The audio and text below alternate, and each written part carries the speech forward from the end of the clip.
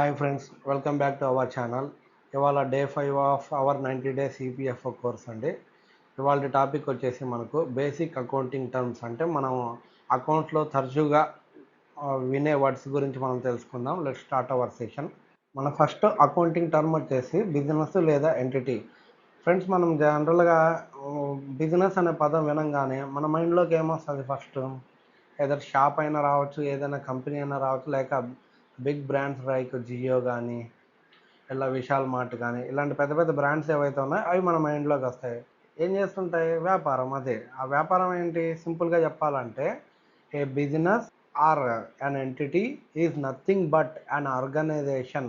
It can be either a shop, ఒక company, లేదా ఒక పర్సన్ అయినా కావచ్చు. మనం టీ స్టాల్ నడుపుతున్నాడు అనుకో, ఆ టీ స్టాల్ నడిపే పర్సన్ కూడా మనం బిజినెస్ కిందకే ట్రీట్ చేయొచ్చు. వాళ్ళంతా ఏం చేస్తున్నారు అంటే they are doing some economic activity. అసలు ఎకనామిక్ యాక్టివిటీ అంటే ఏంది? ఎదర్ సెల్లింగ్ ఆఫ్ గూడ్స్ లేదా సర్వీసెస్. తను తయారు చేసే వస్తువుల్ని ఏదర్ అమ్మడం కోసమన్నా లేదా సర్వీసెస్ అందించడం కోసమైనా సరే, ఏదైనా అలాంటి యాక్టివిటీలో ఇన్వాల్వ్ అయితే వాటిని ఎకనామిక్ యాక్టివిటీస్ అంటారు. ఎగ్జాంపుల్ చూసుకున్నట్టయితే, ఇప్పుడు మనం ఏదైనా టీ షాప్కి వెళ్తాము, టీ తాగుతాము. అక్కడ టీ షాప్ అతను ఏం చేస్తున్నాడు? టీ తయారు చేస్తున్నాడు. దాన్ని కూడా ఏమంటామంటే ఒక ఎకనామిక్ యాక్టివిటీ అంటాం. ఎందుకంటే అక్కడ మనీ అనేది ఇన్వాల్వ్ అయింది. అతను టీ ఇస్తున్నాడు in exchange of what? Money తీసుకొని. అలాగే మనం ఒక బేకరీ షాప్కి వెళ్ళాం. బేకరీ షాప్ ఏం చేస్తుంది? కేక్స్ని, పిజ్జాస్, బర్గర్స్ ఇలాంటి వాటిని అన్నింటినీ తయారు చేస్తుంది. సో దాన్ని ఒక ఎకనామిక్ యాక్టివిటీ అంటారు. ఇప్పుడు అమెజాన్ ఉంది, ఆన్లైన్ స్టోర్, లేదా ఫ్లిప్కార్ట్ ఉంది. వాళ్ళు ఏం చేస్తారు? తన దగ్గర ఉన్న వస్తువుల్ని ఆన్లైన్లో అమ్ముతారు. ఇది కూడా ఒక ఎకనామిక్ యాక్టివిటీ. ఒక ట్యూషన్ టీచర్ ఉన్నారు. అతను ఏం చేస్తాడు? తన యొక్క టీచింగ్ సర్వీసెస్ని అందిస్తాడు. దీన్ని కూడా ఒక ఎకనామిక్ యాక్టివిటీ అంటారు. ఇవన్నీ ఎందుకు చేస్తాం? మనం ఏమన్నా టైంపాస్ కోసం చేస్తామా? కాదు, ప్రాఫిట్ చేయడం, సంపాదించడం కోసం చేస్తాం. అదే మన బిజినెస్కి సంబంధించిన బేసిక్ గోల్. ఏ షాప్ అయినా సరే, ఏ కంపెనీ అయినా సరే టైంపాస్ కోసం ఎవరు రన్ చేయరు. వాళ్ళ యొక్క మెయిన్ మోటివ్ ఏంటి? ప్రాఫిట్ ఎర్న్ చేయడం. ఎలా ఎర్న్ చేస్తారు? ఐదర్ గూడ్స్నో లేదా సర్వీసెస్నో సెల్ చేసి అమ్మిస్తారు. సో సింపుల్గా చెప్పాలి అంటే ఒక బిజినెస్ అయినా కానీ లేదా ఎంటిటీని ఏమంటారంటే any organization which is involved in economic activities of either selling or goods or services with the an intention to earn a profit. దాన్ని సింపుల్గా బిజినెస్ అంటాము. అంటే ఏదైనా సరే ఒక సంస్థ తన దగ్గర ఉన్న వస్తువుని కానీ సర్వీసెస్ని కానీ అందించడం ద్వారా ప్రాఫిట్ పొందాలి అనే ఉద్దేశంతో తన బిజినెస్ని కంటిన్యూ చేస్తుంటే అలాంటి వాటిని ఏమంటారు? ఎంటిటీ లేదా బిజినెస్ అంటారు. ఓకేనా? దానికి కింద మనం క్లియర్గా ఎక్స్ప్లెనేషన్ అనేది ఇవ్వడం జరిగింది. నెక్స్ట్ వచ్చేసి క్యాపిటల్. క్యాపిటల్ అంటే నథింగ్ బట్ స్టార్టింగ్లో మనం బిజినెస్ పెడతాము. బిజినెస్ పెట్టంగానే ఎక్కడ నుంచి మనం ఏదైనా వస్తువులు కొనాలన్నా అమ్మాలన్నా మనకి ఏదో ఒకటి కావాలి కదా, స్టాక్. మరి దానికి కావాల్సిన డబ్బులు ఎక్కడి నుంచి వస్తాయి? సో ఆ వ్యాపారం ఎవరైతే పెట్టాడో అతను స్టార్టింగ్లో ఇన్వెస్ట్ చేస్తాడు. ఏదో డబ్బులు ఇన్వెస్ట్ చేయొచ్చు, లేదా ఆ వ్యాపారం స్థాపించడానికి మనకు షెల్టర్ కావాలా, ఆ షెల్టర్ ప్రొవైడ్ చేయొచ్చు, లేదా మనం వస్తువులు ఏమన్నా తయారు చేస్తున్నాం దానికి ప్లాంట్ అండ్ మెషినరీ కావాల్సి వస్తుంది. ఈ స్టార్టింగ్లో ఆ బిజినెస్కి ఆ ఓనర్ ఏదైతే కంట్రిబ్యూట్ చేస్తాడో వాటిని క్యాపిటల్ అంటారు. ఈ క్యాపిటల్ అనేది మన ఏం రిప్రజెంట్ చేస్తుంది అంటే ఓనర్ యొక్క investment and their financial claim on the business assets. అంటే తన పెట్టిన క్యాపిటల్ ఏంది? ఫైనల్గా తనకి చెందాల్సిన క్యాపిటల్ కాబట్టి ఆ బిజినెస్ ఉన్నంత కాలము తనకి ఆ క్యాపిటల్ పైన ఒక అధికారం అనేది ఉంటుంది.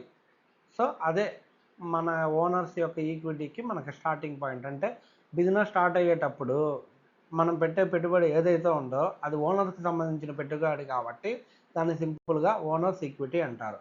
నెక్స్ట్ వచ్చేసి డ్రాయింగ్స్. డ్రాయింగ్స్ అంటే నథింగ్ బట్ బిజినెస్కి సంబంధించిన ఏవైనా సరే ఆ ఓనరు కనుక విత్డ్రా చేసుకుంటే, ఐ మీన్ ఇప్పుడు బిజినెస్లో ఇనిషియల్గా తను కొంచెం క్యాష్ అనేది డిపాజిట్ చేసి ఉంటాడు బ్యాంకులో కానీ లేదా హ్యాండ్లో కానీ క్యాష్ పెట్టుకొని ఉంటాడు చేతిలో కానీ.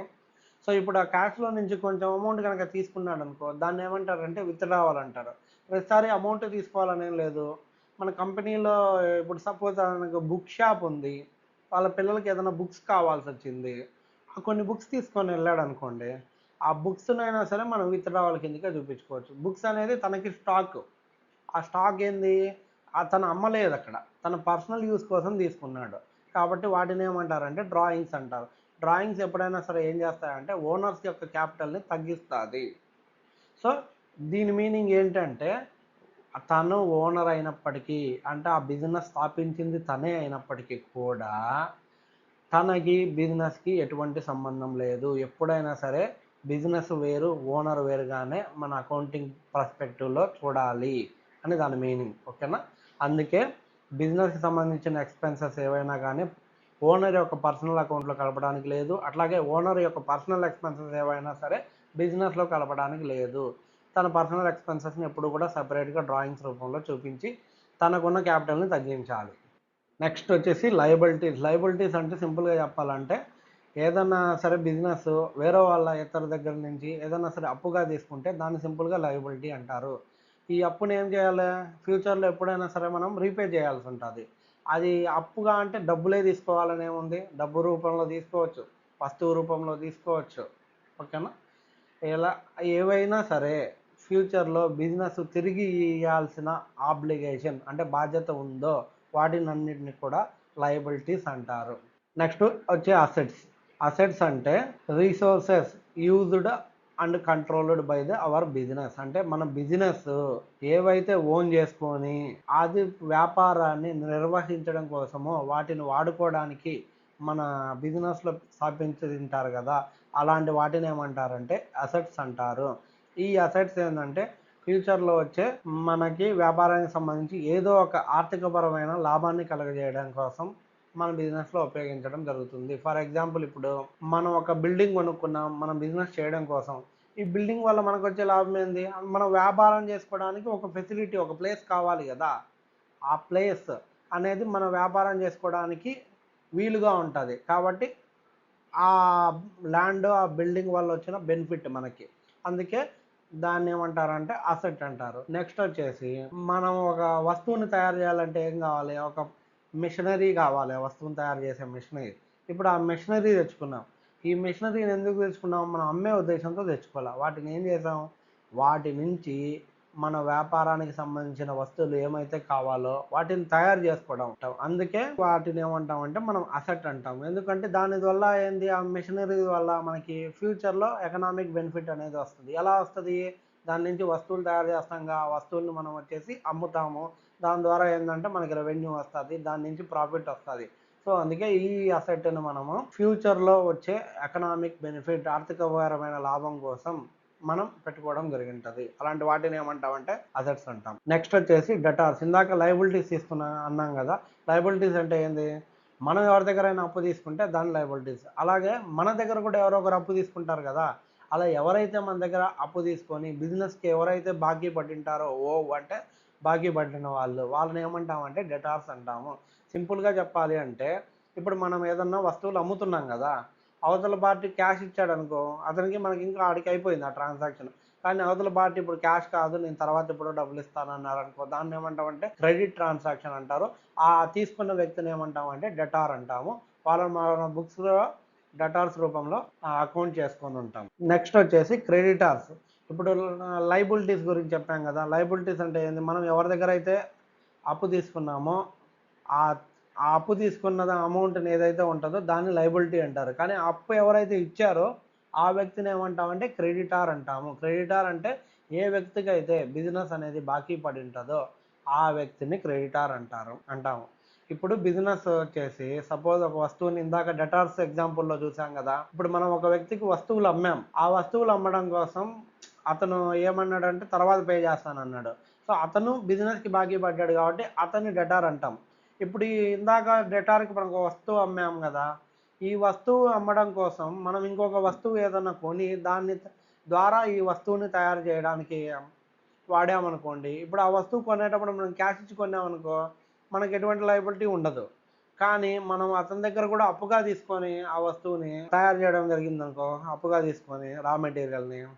సో ఇప్పుడు ఆ రా మెటీరియల్కి పే చేయాల్సిన అమౌంట్ మనకి లయబిలిటీ. ఆ రా మెటీరియల్ ఎవరి దగ్గర అయితే మనం తీసుకున్నామో అతన్ని మనం ఏమంటామంటే క్రెడిటార్ అంటాము. అంటే క్రెడిటార్ దగ్గర మనం అప్పుగా తీసుకొని రా మెటీరియల్ దాని నుంచి ఒక ఫినిష్డ్ గూడ్ని తయారు చేసి దాన్ని మనం ఏం చేస్తాం, ఇంకొక వ్యక్తికి అమ్మాము. ఆ వ్యక్తి మన దగ్గర అప్పుకు తీసుకున్నాడు, అతను డెటారు. మనమైతే ఎవరి దగ్గర తీసుకున్నామో అతను క్రెడిటారు, మనం ఎవరికైతే ఇచ్చామో అప్పుగా అతను డెటారు. నెక్స్ట్ టర్మ్ వచ్చేసి పర్చేసెస్. పర్చేసెస్ అంటే మనం వ్యాపారం నిమిత్తం ఏవైతే గూడ్స్ కొన్నామో ఈ గూడ్స్ ఎందుకు కొంటాం మనం, ఇంకొకరికి అమ్మడం కోసం, దాని ద్వారా ప్రాఫిట్ ఎర్న్ చేయడం కోసం, ఇలా వేరే వాళ్ళకి రీసేల్ చేయడం కోసం వేటినైతే కొనింటామో వాటిని గూడ్స్ అంటావు. అలా గూడ్స్ని ఎందులో అకౌంట్ చేస్తామంటే పర్చేసెస్ అనే వాటిల్లో అకౌంట్ చేస్తాం. లైక్ ఇప్పుడు మనము land and building, plant and machinery కొన్నామనుకో, ఇవి మనము పర్చేజ్ కిందకి చూపిస్తామంటే వీటిని చూపించము. ఎందుకంటే అవి మనం అమ్మడం కోసం కొనలా. వాటిని ఎందుకు కొన్నాం, ఈ వస్తువులు తయారు చేయడం కోసమో, ఈ వస్తువులను అమ్మడానికి సౌకర్యంగా ఉండడం కోసమో మనం కొనింటాం. వాటిని మనం ఇన్వెస్ట్మెంట్స్ అంటారు. ఏవైతే అమ్మడం కోసమే కొనింటామో వాటిని పర్చేజెస్ అంటారు. ఓకేనా. నెక్స్ట్ వచ్చేసి సేల్స్. సేల్స్ ఇందాక పర్చేజ్ అన్నాం కదా, ఇప్పుడు పర్చేజ్ అంటే ఏంది, ఏదైనా ఒక వస్తువుని అమ్మడం కోసం ఒక రా మెటీరియల్ కొనింటాము, లేదా డైరెక్ట్ అదే వస్తువుని కొనింటాము, తక్కువ కొని ఎక్కువ అమ్ముతా ఉంటాం. అలాంటి వాటిని అంటే పర్చేజ్ అనే అంటాం. సో ఇప్పుడు అలాంటి వాటిని ఏం చేస్తాం, మనం అమ్ముతాం కదా, కొన్న వాటిని అన్నింటిని ఏం చేయాలి, ఫైనల్గా అమ్ముతాం. ఇలా ఏదైతే అమ్ముతామో వాటిని అన్నింటినీ సేల్స్ అంటారు. వాటి ద్వారా వచ్చే ఇన్కమ్ని ఏమంటామంటే రెవెన్యూ అంటాం. ఓకేనా. ఈ సేల్స్ ఎలా ఉంటుంది, ఏదర్ క్యాష్ రూపంలో అయినా ఉంటుంది, క్రెడిట్ రూపంలో అయినా ఉంటుంది. అంటే మనం క్యాష్ తీసుకొని వాడికి అమ్మేసి ఉండొచ్చు, లేదా అప్పుగా అయినా అమ్మేసి ఉండొచ్చు. వేటినైనా సరే మనం సేల్స్ కిందకే ట్రీట్ చేసుకుంటాం. దానికి ఇక్కడ ఎగ్జాంపుల్ ఏంటంటే, రమేష్ అనే వ్యక్తి ఏం చేశాడంటే 20 నోట్బుక్ అమ్మాడు. ఈ 1000 రూపాయలకి అమ్మాడు కదా. ఇప్పుడు దీన్ని ఏమంటారంటే ఆ సేల్ కిందకి రాసుకుంటారు. ఎందుకంటే అతని యొక్క మెయిన్ బిజినెస్ రోల్ ఏంటి, ఆ నోట్బుక్స్, స్టేషనరీ ఐటమ్స్ అన్నిటిని అమ్మడం. స్టేషనరీ ఐటమ్స్ అంటే రెగ్యులర్గా పోయేటి, లైక్ నోట్బుక్స్లు, కంపాక్స్లు, పెన్స్, పెన్సిళ్ళు, షార్ప్నర్లు, ఇలాంటి రెగ్యులర్గా అమ్మే వాటిని స్టేషనరీ షాపులు అంటారు. సో అతను నోట్బుక్లు అమ్మాడంటే అతనికి రెగ్యులర్గా అమ్మే వస్తువే కాబట్టి దీన్ని ఏమంటామంటే సేల్స్ రూపంలో చూపించుకుంటాం, సేల్స్ అంటాం. ఈ నోట్బుక్లు ఎక్కడి నుంచి వచ్చింటాయి, అతను ఎదురుగా తయారు చేసుకుని ఉండొచ్చు, లేదా కొని ఉండొచ్చు. ఇప్పుడు తయారు చేసుకున్నాడు అనుకో, దానికి ఏంది తయారీ ఖర్చు ఏదైతే ఉంటుందో దాన్ని మనం పర్చేజ్ దాంట్లోకి అకౌంట్ చేసుకుంటాం. ఒకవేళ కొన్నామనుకో, ఎంతకైతే కొనింటామో ఆ కొన్న అమౌంట్ని పర్చేజ్ కిందకి మనం చూపించుకోవడానికి జరుగుతుంది. నెక్స్ట్ వచ్చేసి రెవెన్యూ. ఈ రెవెన్యూ ఏంది, సింపుల్గా ఇందాక సేల్ చేసామంటే మనకి ఏమొస్తుంది, మనకి బిజినెస్లోకి ఏదో డబ్బులు వస్తుంది. ఇప్పుడు డబ్బులు రాకపోయినా క్రెడిట్ రూపంలో అమ్మామనుకో, ఫ్యూచర్లో డబ్బులు రాకపోయినా ఎప్పుడో ఒకసారి అయితే డబ్బులు వస్తుంది కదా. ఇలా వచ్చేదాన్ని ఏమంటామంటే రెవెన్యూ అంటారు. Revenue is nothing but total income A business generates from it's primary operation and other sources. ఇప్పుడు సేల్ ద్వారా చేసామనుకో దాన్ని కూడా రెవెన్యూనే అంటాం. అలా కాదు, ఇప్పుడు క్యాష్ ఉంది, దాన్ని ఏం చేసి ఉంటాం, బ్యాంక్లో డిపాజిట్ చేసామనుకోండి, బ్యాంక్ ఏం చేస్తుంది, మనకి కొంచెం వడ్డీ అనేది ఇచ్చింది అనుకోండి, ఈ వడ్డీని కూడా మనం ఏమంటామంటే రెవెన్యూ కిందకే వేస్తాం. రెవెన్యూ అంటే చాలా బ్రాడ్ టర్మ్, అందులో చాలా కాంపోనెంట్స్ అనేది ఇన్వాల్వ్ ఉంటాయి, అందులో సేల్ కూడా ఒకటి. ఇప్పుడు మనం ఏదైనా వస్తువుల్ని కమిషన్ రూపంలో అమ్మేసాము, ఆ కమిషన్ రూపంలో వచ్చిందనుకో దాన్ని కూడా రెవెన్యూ అనే అంటాం. ఈ బిజినెస్కి ఏదైతే మానిటరీ రూపంలో బెనిఫిట్ అనేది వస్తుందో దాన్ని రెవెన్యూ కిందకి చూపిస్తాము. దానికి కింద ఎగ్జాంపుల్ ఇచ్చాను. రమేష్ ఒక షాప్ ఏం చేస్తుందంటే స్టేషనరీ ఐటమ్స్ అమ్మడం వల్ల 50,000 సంపాదిస్తుంది. అడిషనల్గా ఏం చేస్తుందంటే 500 రూపాయల ద్వారా బ్యాంక్ ఇంట్రెస్ట్ వస్తుంది అనుకోండి. ఇప్పుడు తనకి టోటల్ రెవెన్యూ ఎంత అంటే 50,500. అదే టోటల్ సేల్స్ ఎంత అంటే, తన ప్రైమరీ ఆపరేషన్ ఏంది, సెల్లింగ్ ఆఫ్ స్టేషనరీ ఐటమ్స్ కాబట్టి ఇక్కడ 50,000 ఏదైతే ఉందో ఈ 50,000 తన ప్రైమరీ ఆబ్జెక్టివ్ ఆఫ్ బిజినెస్ కాబట్టి దీన్ని ఏమంటామంటే సేల్ అంటాం. నెక్స్ట్ ఇదేంది, అడిషనల్గా వచ్చిన ఇన్కమ్, దీన్ని ఏమంటామంటే రెండు కలిపితే రెవెన్యూ కిందకి ట్రీట్ చేసుకుంటాం. నెక్స్ట్ వచ్చేసి సేమ్ ఎక్స్పెన్సెస్. ఇప్పుడు మన బిజినెస్లోకి ఏదైతే ఇన్కమ్ వస్తుందో దాన్ని రెవెన్యూ అంటాం కదా, అట్లే బిజినెస్ నుంచి ఏదైతే బయటకు వెళ్ళిపోతుందో వాటిని ఎక్స్పెన్సెస్ అంటారు. Expenses is nothing but cost A business incur to generate revenue. ఈ రెవెన్యూ సంపాదించడానికి ఏవైతే ఖర్చులు ఇంకర్ అయి ఉంటుందో బిజినెస్, వాటినన్నిటిని ఎక్స్పెన్సెస్ అంటారు. సింపుల్ గా చెప్పాలంటే, ఇప్పుడు మనం వస్తువు తయారు చేసి అమ్ముతాం కదా, ఏదైనా ఇలా అమ్మడానికి మనకి ఏం కావాలా, ఒక ప్లేస్ కావాలా. ప్లేస్ మనం రెంట్కి తీసుకున్నాం అనుకో, ఆ రెంట్ ఏదైతే పే చేస్తామో దాన్ని ఎక్స్పెన్స్ కిందకి తీసుకుంటాం. ఇప్పుడు మనం ఆపరేట్ చేయడానికి ఏం కావాలో, మనకు కరెంట్, ఎలక్ట్రిసిటీ కావాలి కదా. ఈ ఎలక్ట్రిసిటీ బిల్స్ అన్నీ దేనికి హెల్ప్ అవుతాయి? ఈ రెవెన్యూ జనరేట్ చేయడానికి. మనకి కరెంట్ కావాలి కాబట్టి కరెంట్ ఇంకర్ అయినాం కదా, దీన్ని కూడా ఎక్స్పెన్స్ అంటాము. నెక్స్ట్ మనం వస్తువు అమ్మాలంటే ఎలా అమ్ముతాం? మనకు వస్తువు ఉందని తెలియాలి కదా. సో వాటికి ఏం చేస్తాం? ఏదన్నా అడ్వర్టైజ్మెంట్ ఇచ్చామనుకోండి, సో ఆ రెవెన్యూ జనరేట్ చేయడం కోసం ఈ కాస్ట్, అడ్వర్టైజ్మెంట్ అనే కాస్ట్ని ఇంకర్ అయ్యాం కాబట్టి దీన్ని కూడా మనం ఎక్స్పెన్స్ కిందకి ట్రీట్ చేస్తాం. ఇలా మన బేసిక్ రెవెన్యూ ఏదైతే ఉందో దాన్ని జనరేట్ చేయడం కోసం మనం అడిషనల్గా ఇంకర్ అయ్యే ఖర్చులు ఏవైనా సరే వాటిని ఎక్స్పెన్స్ అని అంటాం. నెక్స్ట్ వచ్చేసి ప్రాఫిట్ అండ్ లాస్. అసలు మనం బిజినెస్ ని ఎందుకు పెడతాం? మెయిన్ మనం పెట్టేది ఏంటంటే ప్రాఫిట్ కోసం. అది ప్రాఫిట్ అంటే ఏంటి? మనం ఇందాక చెప్పాం కదా, మన బిజినెస్కి ఏదైతే వస్తుందో ప్రైమరీ ఆపరేషన్స్ వల్ల దాన్ని ఏమంటామంటే రెవెన్యూ అంటాము. ఏదైతే మనం ఖర్చు పెడతామో బిజినెస్కి దాన్ని ఏమంటాము? ఎక్స్పెన్స్ అంటాము. అంటే రెవెన్యూ జనరేట్ చేయడం కోసం ఇంకా ఎక్స్పెన్సెస్ అన్నిటిని, కాస్ట్లు అన్నిటిని ఎక్స్పెన్స్ అంటాం. కాబట్టి ఇప్పుడు మనకు వచ్చే రెవెన్యూ ఎక్కువ ఉంది, ఎక్స్పెన్సెస్ తక్కువ ఉన్నాయనుకోండి, అప్పుడు రెవెన్యూ ఎక్కువ కాబట్టి ఆటోమేటిక్గా అట్లా ఎక్సెస్ ఏదైతే ఉందో దాన్ని ఏమంటామంటే ప్రాఫిట్ అంటాం. ఒకవేళ మనకు వచ్చే ఆదాయం కంటే అంటే రెవెన్యూ కంటే మనం పెట్టే ఖర్చులు ఎక్స్పెన్సెస్ కనుక ఎక్కువ ఉన్నాయనుకో దాన్ని ఏమంటామంటే లాస్ అంటాం సింపుల్గా. అంటే ఇప్పుడు మనకి వస్తువులు అమ్మడం వల్ల ఒక 1000 రూపాయలు వచ్చింది సపోజ్. ఈ 1000 రూపాయలు మనకి రెవెన్యూ, కానీ ఈ 1000 రూపాయలు సంపాదించడం కోసం మనం ఒక 800 ఖర్చు పెట్టామనుకోండి, ఈ మనం ఖర్చు పెట్టిందేమో 800, కానీ మనకు వచ్చింది ఏంది? 1000 రూపాయలు. కాబట్టి ఎక్స్ట్రా ఎంత వచ్చింది? ఈ 200 వచ్చింది కదా. ఈ 200 ఏమంటాం అంటే ప్రాఫిట్ అంటాం. అదే సపోజ్ మనము 1000 రూపాయలు సంపాదించాం, కానీ ఒకవేళ ఖర్చులు మనకి ఒక 1800 అయిందనుకో, ఇప్పుడు ఎక్స్ట్రా ఎంత ఇంకర్ అయినాం? మనము 800 ఎక్స్ట్రా ఇంకర్ అయిపోయినాం. అంటే మన చేతుల్లో నుంచి 800 రూపాయలు మనం ఎక్స్ట్రా పెట్టుకున్నాం. సో దీన్ని ఏమంటారు అంటే లాస్ అంటారు. అందుకే సింపుల్గా ఏం చెప్పారంటే profit is nothing but excess of business revenue over expenses. అంటే రెవెన్యూ కంటే ఎక్స్పెన్సెస్ కనుక ఎక్కువ ఉంటే దాన్ని లాస్ అంటాము. ఒకవేళ ఎక్స్పెన్సెస్ కంటే రెవెన్యూ ఉంటే దాన్ని ప్రాఫిట్ అంటాం సింపుల్గా. నెక్స్ట్ వచ్చేసి stock and inventory. Stock and inventory గురించి తెలుసుకునే ముందు మనం గూడ్స్ అంటే తెలుసుకోవాలి. గూడ్స్ అంటే ఏంది? ఏవైతే వస్తువులు బిజినెస్ ఏదో కొంటాది లేదంటే తయారు చేస్తుంది, ఎందుకు? With intention of selling them. వేటినైతే అమ్మడం కోసం ఏదర్ బిజినెస్ అనేది కొననన్నా కొంటుంది లేదా తయారన్నా చేస్తుంది, అలాంటి వాటిని ఏమంటామంటే గూడ్స్ అంటాము. గూడ్స్ అంటే నథింగ్ బట్ అమ్మడం కోసం పెట్టుకున్నట్టు. అమ్మడం కోసం కాకుండా ఈ అమ్మే వస్తువులను తయారు చేయడం కోసమో లేదా మన బిజినెస్ రన్ చేయడం కోసమో వేటినైతే కొంటామో వాటిని అసెట్స్ అంటాం. అసెట్స్ ఎప్పుడు మనం అమ్మం, వాటి నుంచి ఏదో రెవెన్యూ జనరేట్ చేయడం కోసం హెల్ప్ చేసుకుంటాము, లేదు అంటే మన వ్యాపారం చేయడానికి అనుగుణంగా ఉండడం కోసం లైక్ స్థలం కోసము ల్యాండ్ అండ్ బిల్డింగ్ కొంటాము, వీటిని అసెట్స్ అంటాం. ఏదైతే అమ్మాలి అనే ఉద్దేశంతో మనం బిజినెస్లో పెట్టుకుంటామో వాటిని గూడ్స్ అంటాం. ఇలా అమ్మగా మనం ఎప్పుడైనా సరే ప్రాఫిట్ ఎప్పుడు తీసుకుంటామో అకౌంటింగ్ ఇయర్ వైజ్ తీసుకుంటాం కదా. ఇప్పుడు ఇలా అమ్మగా మనకు అకౌంటింగ్ ఇయర్ ఎండ్లో ఏవైతే స్టాకు అన్సోల్డ్ అయ్యి ఉంటాయో అంటే మిగిలిపోయి ఉంటాయో మనం అమ్మడం కోసం తెచ్చిన గూడ్స్ ఆ అకౌంటింగ్ ఇయర్ ఎండ్ అయ్యే పీరియడ్ టైంకి అమ్ముడుపోకుండా మిగిలిపోయి ఉంటాయో వాటిని ఏమంటామంటే స్టాకు లేదా ఇన్వెంటరీ అంటాం. ఇవి కూడా గూడ్సే, కాకపోతే మరీ స్పెసిఫిక్గా ఎందుకంటే ఇవి మిగిలిపోయినాయి కాబట్టి వీటికి స్పెసిఫిక్ నేమ్ ఇస్తాము, వాటిని స్టాక్ అంటాం లేదా ఇన్వెంటరీ అంటాం. ఇవి కూడా గూడ్సే. నెక్స్ట్ వచ్చేసి ఓచర్ అండ్ ఎంట్రీ. ఓచర్ అంటే ఏమి లేదు, మనకి మనం స్టార్టింగ్లో అనుకున్నాం కదా అకౌంటింగ్ డెఫినేషన్లో, accounting nothing but art of recording, classifying, summarising అనే. రికార్డింగ్ అంటే ఎలా, ఏం రికార్డ్ చేస్తాం, ఎలా చేస్తాం? మనం ఏదైనా సరే వస్తువుని ఏదైనా అమ్మినా కొన్నా సరే వాటిని ఏం చేస్తాం? బుక్స్లో రికార్డ్ చేస్తాం. ఎలా రికార్డ్ చేస్తాం? వాటికి ఏదో ఒక ఎవిడెన్స్ అయితే కావాలి కదా, like sales invoice, purchase invoice, ఇలా ఏవైతే ఎవిడెన్స్గా ఉంటాయో వాటిని ఏమంటామంటే మనం ఓచర్ అంటాం. Voucher is nothing but A document that provides evidence of financial transaction.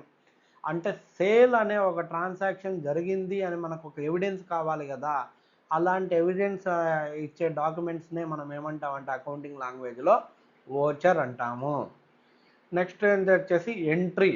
Entry అంటే ఏంటి? ఈ ఓచర్ను చూసి మనం బుక్స్లో వేటినైతే ట్రాన్సాక్షన్ని రికార్డ్ చేస్తామో మన బుక్స్లో వాటిని ఏమంటామంటే ఎంట్రీ అంటాము. అంటే ఆ రికార్డ్ చేసే ప్రాసెస్ ఏదైతే ఉంటుందో దాన్ని ఎంట్రీ అంటాము. దానికే మనం ఇక్కడ ఏం చేసాము, ఎగ్జాంపుల్ సేల్ ఆఫ్ నోట్బుక్. ఒక స్టేషనరీ షాప్ ఏం చేసింది, నోట్బుక్ అమ్మింది. నోట్బుక్ అమ్మారంటే మనకేమొస్తుంది, ఫస్ట్ క్యాష్ వస్తుంది కదా. బుక్స్లో ఏమని రాసుకుంటామంటే cash account debit to notebook అనేది వాళ్ళకి ఏంది, బిజినెస్కి సంబంధించిన గూడ్ కాబట్టి గూడ్స్ అన్నిటిని ఏం చేస్తామంటే సేల్స్ కిందికి రాస్తాం, అమ్మాం కాబట్టి. టు సేల్స్ అకౌంట్ క్రెడిట్ అని రాస్తాం. ఈ cash account debit to sales account credit అనేది ఏదైతే ఉందో దాన్నే ఎంట్రీ అంటారు. మనం బుక్స్లో రాసేదాన్ని ఎంట్రీ అంటాము. ఈ ఎంట్రీ రాయాలంటే మనకేం కావాలా, ఏదో ఒక ఎవిడెన్స్ కావాలి, దాన్నే ఓచర్ అంటాము. ఆ ఎవిడెన్స్కి ఎగ్జాంపుల్ ఏంది, క్యాష్ మెమో. అంటే మనం క్యాష్ పే చేసినప్పుడు ఇస్తాం కదా ఓచరు, దాన్ని క్యాష్ మెమో అంటాము. రిసిప్ట్, మనం ఎవరికన్నా పే చేసాము, అవతల వ్యక్తి మనకు రిసిప్ట్ ఇచ్చాడనుకోండి, ఒక స్లిప్ ఇచ్చారనుకోండి, దాన్ని రిసిప్ట్ అంటారు. మనం ఏదైనా వస్తువుని సేల్ చేసాము, ఆ సేల్ చేసామంటే మనం ఏం చేస్తాము, ఇన్వాయిస్ జనరేట్ చేసేస్తాము. సో దాన్ని కూడా ఓచర్ అనే అంటాము. వీటికి ఎగ్జాంపుల్. సో ఇవండి మనం తరచుగా అకౌంటింగ్ లో మనం వాడే టర్మ్స్ అండి. వీటి మీద అవగాహన ఉంటే మనం సేల్ అంటే ఏంది, బిజినెస్ అంటే ఏంది, ఎంట్రీ అంటే ఏంది, ఓచర్ అంటే ఏంది, ఇలాంటి ఏంటి అంటే మన ఫైనాన్షియల్ స్టేట్మెంట్స్ ప్రిపేర్ అయ్యేంత వరకు తరచుగానే వస్తూనే ఉంటాయి. లైబిలిటీ అంటే ఏంది, అసెట్ అంటే ఏంది, లాంగ్ టర్మ్ లైబిలిటీ అంటే ఏంది, షార్ట్ టర్మ్ లైబిలిటీ అంటే ఏంది, current asset, fixed asset, long term asset, tangible, non tangible, ఇలాంటి చాలా పదాలు అనేది ఇంకా మనకు చాలానే ఉన్నాయి. సో ఇలా రెగ్యులర్గా వాడే టర్మ్స్ ఏవైతే ఉన్నాయో వీటిని అన్నిటిని బేసిక్ అకౌంటింగ్ టర్మ్స్ అంటారు. ఇవి అర్థం కాకపోతే మనకి ఏంటి అంటే అకౌంట్స్ గురించి నేర్చుకునే ప్రాసెస్లో మనకి అంత కన్ఫ్యూజింగ్గా ఉంటుంది. ఏంట్రా ఎంట్రీ అంటారు, ఓచర్ అంటారు, ఏందో అంటారు, అర్థం కాదని. సో ఫస్ట్ ఇవి బేసిక్ టర్మ్స్, వీటిని నేర్చుకోవచ్చు. Next current asset, current liabilities, tangible, intangible, ఇలాంటివన్నీ మనం ఏంటంటే ఆ జర్నల్స్, లెడ్జర్స్, వాటి క్లాసెస్లో మనం తెలుసుకోవడానికి అంత ప్రాసెస్లో తెలుసుకోవచ్చు. కానీ ఆ జర్నల్, లెడ్జర్ అలాంటివన్నీ స్టార్ట్ అవ్వాలి అంటే ముందు ఇవన్నీ మినిమం ఇవి తెలిసి ఉండాలి మనకి. అందుకే వీటిని బేసిక్ అకౌంటింగ్ టర్మ్స్ అంటారు. ఇంతటితో వీడియో అనేది ఎండ్ చేస్తున్నానండి. మనం నెక్స్ట్ వీడియోలో మళ్ళీ కలుసుకుందాం. Thank you for this session. ఈ వీడియో కనుక మీకు నచ్చినట్లయితే please like, share and subscribe.